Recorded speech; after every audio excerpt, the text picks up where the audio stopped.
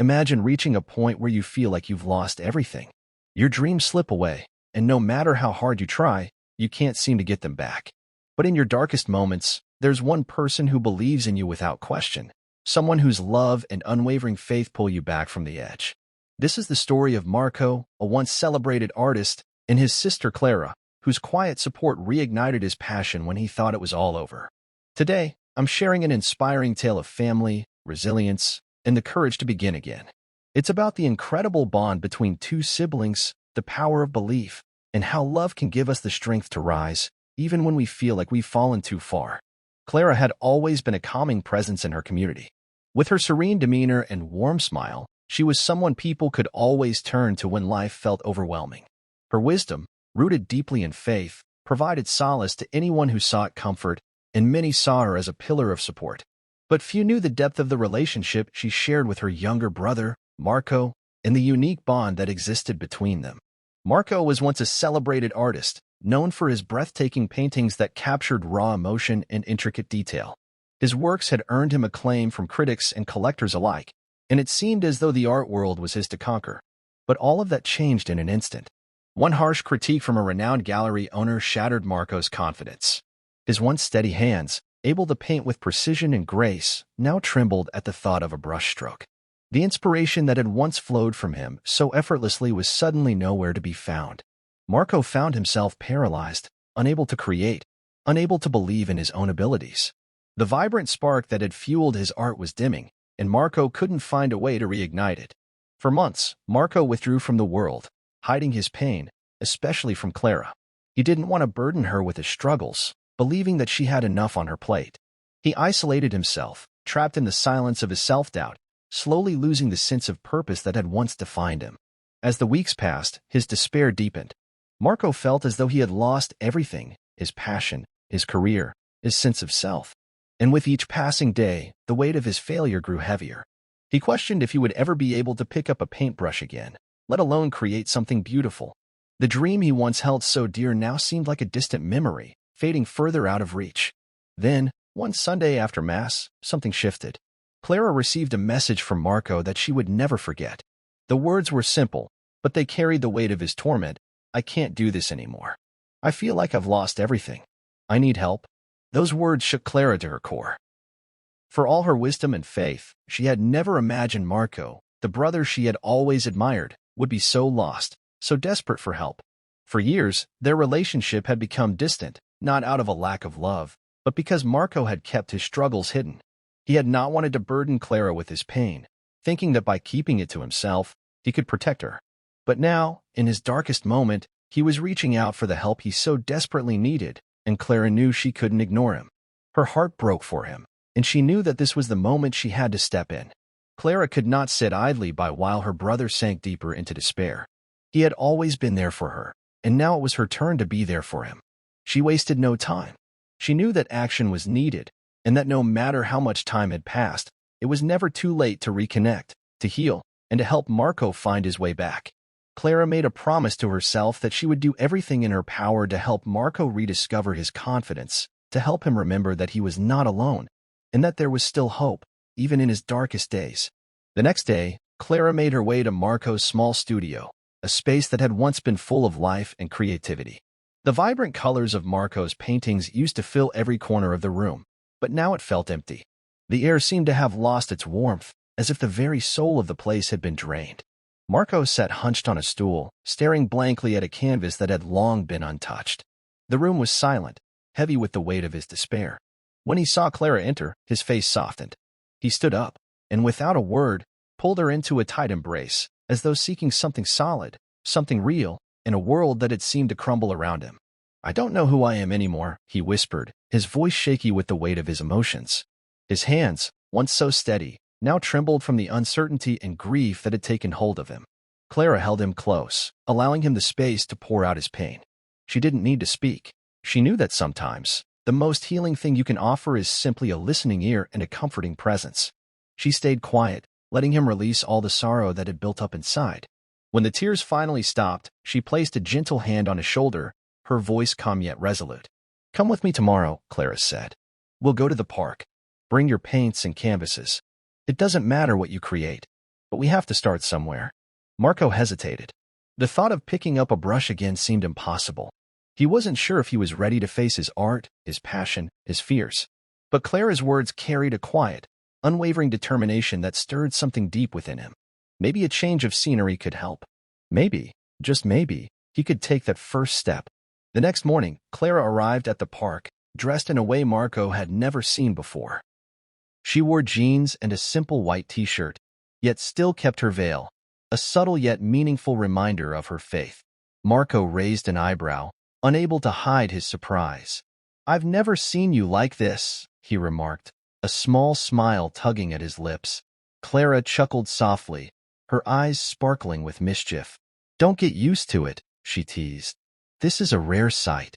They found a spot beneath a large tree, near a pond, where Clara began setting up her own canvas. Marco followed suit, setting up his materials, though his hands still trembled as he reached for the brushes. The weight of his past failures hung over him, but Clara wasn't just sitting idly by. She picked up her own brush and began to draw simple lines, just as a beginner might. It was clear that she had no intention of creating a masterpiece, but rather, she was simply expressing herself, freely and without fear. "Don't overthink it," Clara encouraged him softly. "Let the color guide you." Marco hesitated, unsure if he could find the courage to paint again. But Clara's calm presence, her quiet confidence, gave him just enough strength to take that first step. Slowly, he began to paint. His brush moved hesitantly at first, but as the hours passed, something began to shift. Shapes and colors appeared on the canvas, raw, imperfect, but undeniably full of emotion. For the first time in months, Marco felt a flicker of freedom. The park, the light, the sound of birds in the distance. All of it seemed to fade away as he got lost in the rhythm of his brushstrokes. When they finally stopped, Marco sat back, his eyes scanning the canvas before him.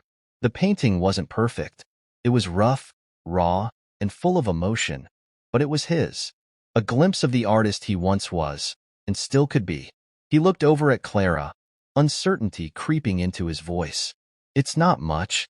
Clara smiled softly, her hand resting on his shoulder. "It's a start," she replied, "and sometimes that's all we need." In that moment, something shifted in Marco. It wasn't about perfection or creating a masterpiece. It was about taking that first step, about rediscovering the courage to begin again. And for the first time in a long while, Marco felt a sense of hope.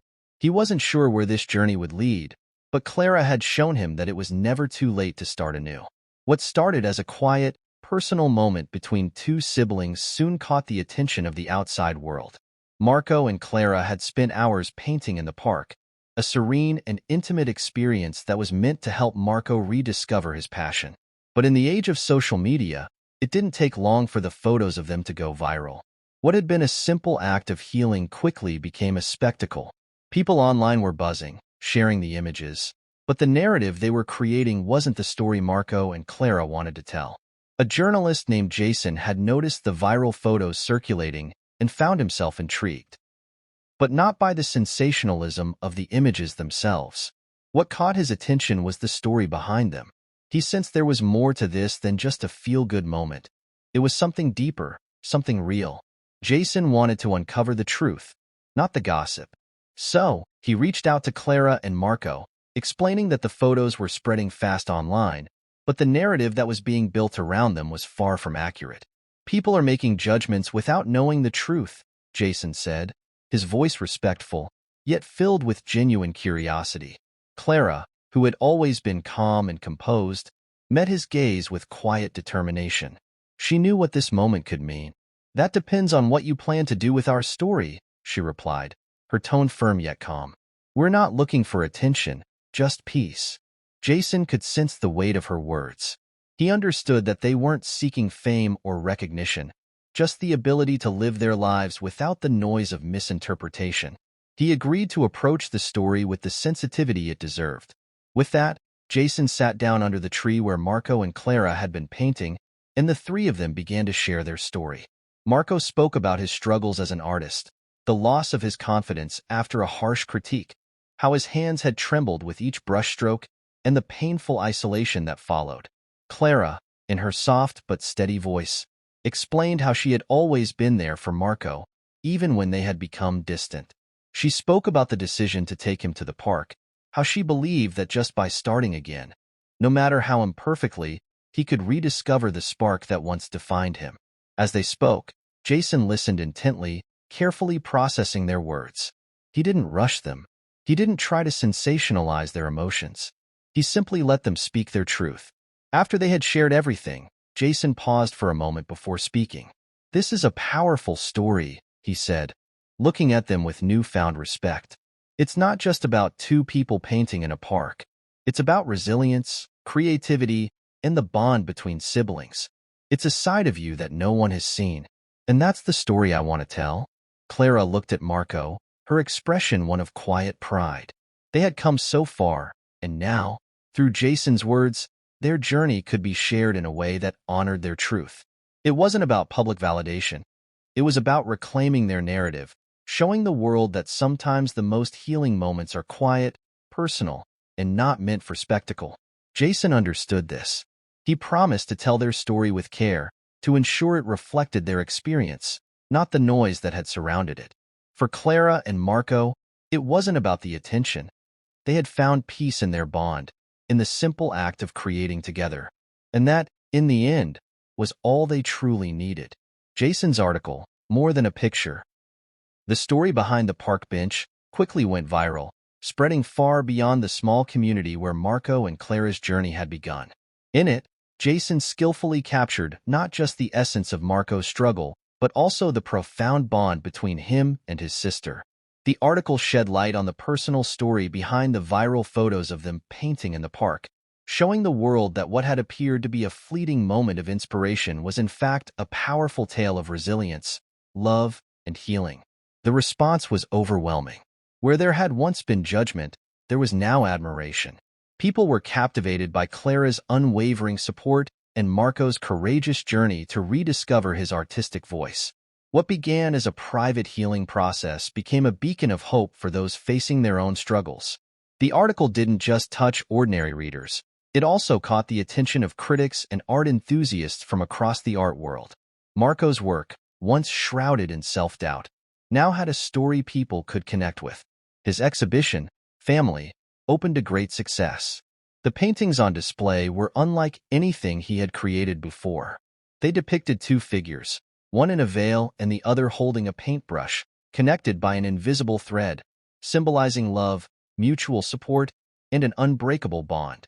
Each piece reflected not only Marco's emotional journey, but also the deep and transformative impact of Clara's belief in him. Critics were moved by the raw emotion in Marco's work. One critic, deeply impressed by the sincerity of his paintings, pulled Clara aside after the exhibition. "These aren't just paintings," the critic said, their voice full of reverence. "They're stories, emotions, journeys. They have the power to reach a much larger audience." Clara, ever the quiet and humble presence, simply nodded, but a small smile tugged at the corners of her lips. She knew that her brother had done more than create art. He had created a bridge for others to connect to their own struggles and triumphs. Despite the overwhelming recognition, Marco struggled to reconcile the attention with the quiet artist he once was. He felt both proud and fearful, unsure of what the future held.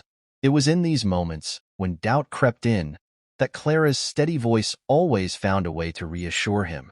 "You've already proven to yourself that you can face your fears," Clara said to him one night as they stood together in the quiet of the gallery, taking in the paintings that had come to represent so much more than they had ever imagined. "Failure isn't about not succeeding. It's about not trying at all. You've taken the hardest step. You started again." Marco looked at his work, at the faces of people gathered around his paintings, each person moved by the stories they told. He realized that Clara was right. His fear of failure had kept him paralyzed for so long, but by taking the first step, no matter how small, he had begun to reclaim his passion, his art, and his life. It wasn't about being perfect. It was about the courage to start over, to keep going, and to never stop believing in himself. And as he looked at his paintings on the walls, he finally understood. His journey wasn't just his own. It was a journey shared with Clara, with the love they had for each other, and with the people who would find strength in his story. Each brushstroke now carried the weight of hope, and the invisible thread that connected him to Clara would always be there, guiding him forward. As Marco's confidence continued to grow, he faced one final hurdle, his fear of failure. But with Clara by his side, offering her unwavering support, Marco took the leap and agreed to exhibit his work at a small gallery. The event was a resounding success, drawing art critics, supporters, and even children from his neighborhood who had come to show their love and admiration. Among the crowd, a young boy approached Marco, looking nervous. "I want to be an artist too, but I'm afraid I'm not good enough," he said. Marco, moved by the boy's words, knelt down to his level and placed a hand on his shoulder. "I was afraid too," Marco replied gently, "but you don't have to be perfect to start. What matters is that you never stop trying." Marco's journey, like his art, was about more than just success. It was about resilience, courage, and the support of the people who helped him rediscover his purpose. As he sat with Clara on the park bench where it all began, he realized that, no matter where life took him, he had already found something far more valuable than fame: the power of love, faith, and the belief that it's never too late to start again. If Marco and Clara's story inspired you, make sure to like this video and share it with someone who might need a little encouragement today. And don't forget to subscribe for more uplifting stories about the strength we find in the bonds we share.